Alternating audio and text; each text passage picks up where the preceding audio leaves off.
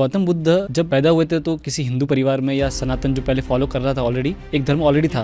तो आपका पर्सपेक्टिव है, आपको लगता है कि भैया सनातन क्या है, सदियों से चला आता है, आगे भी चलता रहेगा। सिर्फ मूर्ख लोग कह सकते हैं कि कोई धर्म कोई संप्रदाय सनातन हो सकता है। बुद्धिज्म में भी गाथा इस पे, नहीं वेरेन वेरानी समंती कुदाचनं अवेरेन समंती ऐसे धम्मो सनातनो। अब पालिए तो सनातनो बोला जाता है। तो बुद्ध ने सनातन किसे कहा? बुद्ध ने सनातन कहा है अबैर। सनातन मतलब क्या होता है? सन आतन, जिसकी ना शुरुआत हो ना अंत हो। तो ऐसी क्या चीज हो सकती है? हर धर्म की शुरुआत होती है। वो कितना भी बोले कि हमारा पूर्वज जो का है आदिम, हर चीज की क्या होती है? शुरुआत होती है। तो बुद्धिज्म किसको कहते हैं? शुरुआत। बुद्धिज्म कहते हैं अबैर, माफी करने का गुण। इसका कोई स्टार्टिंग नहीं होता। आप ये नहीं बोल सकते मैं क्यों माफी मांगू। माफी का धर्म, माफी की बात सनातन है। लेकिन उनका जो पैदाइश है वो किसी एक कल्चर में हुई है, तो उनको किस मोमेंट पे रियलाइज हुआ कि नहीं, जो ऑलरेडी हो रहा है वो कुछ सही नहीं है, उसमें परिवर्तन की जरूरत है या नए आइडिया की जरूरत है? हिंदुइज्म तो उस समय नहीं था। हिंदुइज्म एक काफी मॉडर्न, अगर एकेडमिक फॉर्म में देखे तो काफी एक मॉडर्न कंसेप्ट है हिंदुइज्म। श्रद्धा बेस देखे तो कोई बड़ी बात नहीं है। हम जब एकेडमिकली पढ़ते हैं तो हम पढ़ते हैं वैदिक काल, उपनिषद काल, पुराणिक काल, ऐसे हम कालों को बांटते हैं। तो वैदिक काल और बुद्ध का काल काफी पास है।